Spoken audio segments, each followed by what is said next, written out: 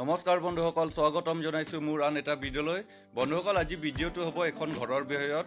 মানে এখন ঘৰৰ ইটা বালি চিমেণ্ট কিমান লাগিছে, মিস্ত্ৰী খৰচ কিমান লাগিছে, লগতে ঘৰখনৰ টোটেল কষ্ট কিমান হৈছে, সম্পূৰ্ণ ডিটেইলছ এইটো ভিডিঅ'ত আমি আলোচনা কৰিম। গতিকে ভিডিঅ'টো স্কিপ নকৰাকৈ শেষলৈকে চাব, তেতিয়াহে আপোনালোকে ভালদৰে বুজি পাব। যদি ভিডিঅ'টো ভাল লাগে লাইক, কমেণ্ট, শ্বেয়াৰ আৰু ছাবস্ক্ৰাইব কৰিবলৈ নাপাহৰিব। মোৰ নাম MG, আপোনালোকে চাই আছে মিস্ত্ৰী গুৰুজী। বন্ধুসকল, এখন ঘৰৰ ভিডিঅ' মই অলৰেডি বনাই থৈছোঁ। আপোনালোকে যদি ভালদৰে চাব বিচাৰিলে মই স্ক্ৰীনত ভিডিঅ' দি দিম, শেষত সেইটোও চাব পাৰিব। বন্ধুসকল, প্ৰথমে আমি এখন ঘৰৰ ড্ৰয়িংটো চাই লওঁ। তাৰপিছত ঘৰখনত ইটা বালি চিমেণ্ট কিমান লৈছে, টোটেল কষ্ট কিমান হৈছে তাৰ বিষয়টো আলোচনা কৰিম। গতিকে ভিডিঅ'টো শেষলৈকে চাই থাকিব। বন্ধুসকল, এয়া হ'ব ফ্ৰণ্ট ডিজাইন। ফ্ৰণ্ট ডিজাইন হ'ব আপোনাৰ 7x7 ফুট। এইটো দুটা চাইডত আপোনাৰ চিৰি হ'ব। তাৰপিছত এয়া হ'ব বেৰেণ্ডা। বেৰেণ্ডাটো হ'ব আপোনাৰ 18x8 ফুট। তাৰপিছত বেৰেণ্ডাৰ পৰা কানেকশ্যন আছে ড্ৰয়িং ৰুমলৈ। ড্ৰয়িং ৰুমটো হ'ব আপোনাৰ 14x14 ফুট। তাৰপিছত এয়া হ'ব আপোনাৰ কৰিডৰ। কৰিডৰটো হ'ব আপোনাৰ 4 ফুট। কৰিডৰৰ পৰা কানেকশ্যন আছে বেডৰুমলৈ। এইটো বেডৰুমটো হ'ব আপোনাৰ 14x15 ফুট। তাৰপিছত এইটো দুটাও বেডৰুম হ'ব। এইটো হ'ব আপোনাৰ 14x13 ফুট। এইটো সেই একে 14x13 ফুট। তাৰপিছত এয়া হ'ব আপোনাৰ কিচেন। কিচেনটো হ'ব 18x13 ফুট। তাৰপিছত এয়া হ'ব বাথৰুম। বাথৰুমটো হ'ব আপোনাৰ 14x7 ফুট। তাৰপিছত এয়া হ'ব বাহিৰলৈ যোৱা দৰ্জা। বন্ধুসকল, খিৰিকী ক'ত ক'ত বহিব সেইটোও মই আপোনালোকক দেখুৱাই দিছোঁ। এয়া হ'ব পাঁচপালা খিৰিকী। তাৰপিছত বেৰেণ্ডাত হ'ব এটা পাঁচপালা খিৰিকী। এইটো চাইডত পাঁচপালা দুটা খিৰিকী হ'ব। তাৰপিছত বাথৰুমত ভেণ্টিলেটাৰ 2 ফুটৰ ভেণ্টিলেটাৰ এটা লাগিব। তাৰপিছত এইটো চাইডত আপোনাৰ পাঁচপালা 3টা খিৰিকী আছে। এয়া চাওক 1 2 3। তাৰপিছত কিচেনত 2 পালা খিৰিকী এটা লাগিব। বন্ধুসকল, ঘৰখনৰ ফাউণ্ডেশ্যনৰ হাইট হ'ব 2 ফুট। তাৰপিছত ঘৰখন টোটেল 1408 স্কুৱেৰ ফুট। দৰ্জা হ'ব 7টা, খিৰিকী হ'ব পাঁচপালা 7টা, 2 পালা এটা। তাৰপিছত ভেণ্টিলেটাৰ হ'ব পাঁচপালা 7টা, 2 পালা এটা। তাৰপিছত পকা ভেণ্টিলেটাৰ লাগিব 2 ফুটৰ এটা। পিলাৰ হ'ব 20টা। বন্ধুসকল, আপোনালোকে ঘৰখন মেজাৰমেণ্ট কৰোঁতে অলপ বঢ়াই মেজাৰমেণ্ট কৰিব লাগে। মানে এটা ৱালত 6 ইঞ্চিকৈ বঢ়াই মেজাৰমেণ্ট কৰিব লাগে, কাৰণ গাঁথনি আৰু প্লাষ্টাৰ কৰোঁতে ৰুমখন সৰু হয়। গতিকে আপোনালোকে এটা ৱালত 6 ইঞ্চি বঢ়াই মেজাৰমেণ্ট কৰিব লাগে। বন্ধুসকল, ঘৰখনত কেঞ্চি ক'ত ক'ত বহিব মই আপোনালোকক দেখুৱাই দিছোঁ। বন্ধুসকল, ঘৰখনত আপোনাৰ পকা কেঞ্চি 5টা হ'ব। এয়া চাওক 1 2 3 4 5, মানে 5টা পকা কেঞ্চি হ'ব। মাজত আপোনাৰ পকা কেঞ্চি 3টা বহিব আৰু দুটা মূলধনত 2টা পকা কেঞ্চি।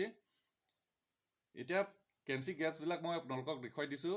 এইটো হ'ব আপোনাৰ 10 ফুট। তাৰপিছত মাজত দুটা আপোনাৰ 12 ফুট। তাৰপিছত এইটো চাইডতো সেই একে 10 ফুট। এতিয়া পাৰ্লিং কিমান ফুটি লাগিব মই আপোনালোকক দেখুৱাই দিছোঁ। এইটো চাইডত আপোনাৰ 12 ফুটি লাগিব, মানে ভিতৰত আপোনাৰ 10 ফুট আৰু আওলা 2 ফুট। তাৰপিছত মাজৰ দুটাত আপোনাৰ 12 ফুটি লাগিব। এইটো চাইডতো সেই একেই 12 ফুটি লাগিব। বন্ধুসকল, ঘৰখনৰ ড্ৰয়িং মই আপোনালোকক দেখুৱাই দিলোঁ। এতিয়া ঘৰখনত কিমান কি বস্তু লৈছে সেইটোও চাই লওঁ। ইটা লাগিব 17,920 পিচ, পাৰ পিচ 11 টকা, 1,97,120 টকা। ৰড 10 mm 100 পিচ, 740 কেজি, পাৰ কেজি 75 টকা, 55,500 টকা।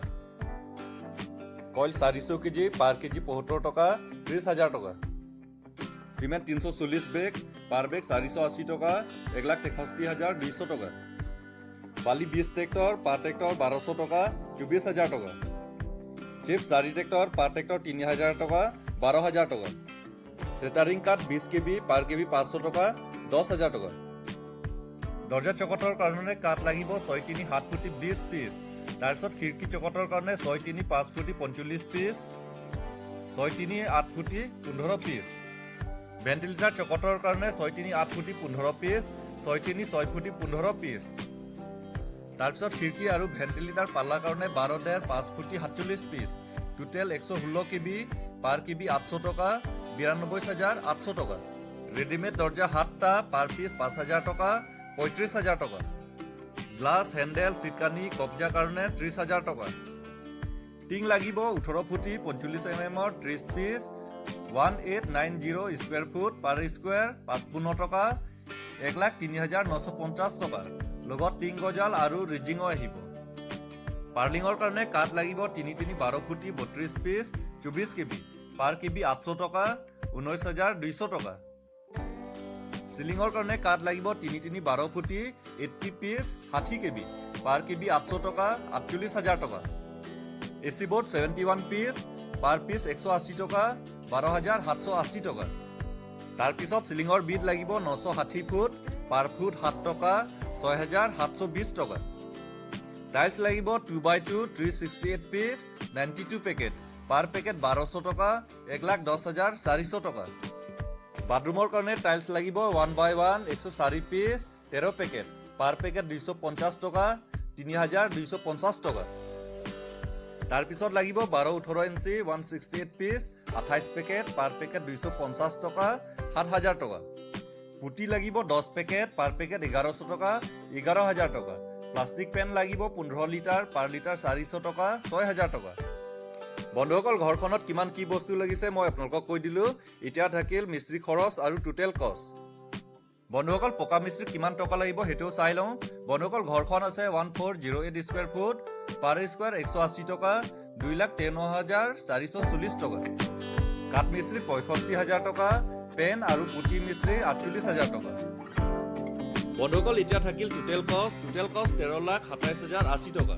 বন্ধুসকল আপোনালোকে 50,000 টকা এক্সট্ৰাকে ধৰি থব, কাৰণ গাড়ী ভাড়া তাৰ গজাল এইবোৰৰ হিচাপ ধৰা নাই আৰু চবৰ ঠাইত দামবিলাক একেই নহয়, অলপ কম বেছি হ'ব পাৰে, গতিকে আপোনালোকে 50,000 টকা এক্সট্ৰাকে ধৰি থব।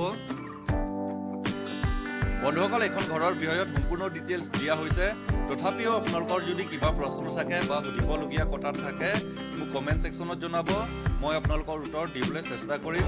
বন্ধুসকল এতিয়ালৈকে যদি মোৰ চেনেলক ছাবস্ক্ৰাইব কৰা নাই ছাবস্ক্ৰাইব কৰি থওক, লগতে বেল আইকন হিট কৰি অল অপশ্যন চিলেক্ট কৰি ল'ব, তেতিয়াহে মোৰ নতুন ভিডিঅ' নটিফিকেশ্যন আপোনালোকে পাই থাকিব। ভিডিঅ'টো শেহলৈকে চোৱাৰ বাবে ধন্যবাদ।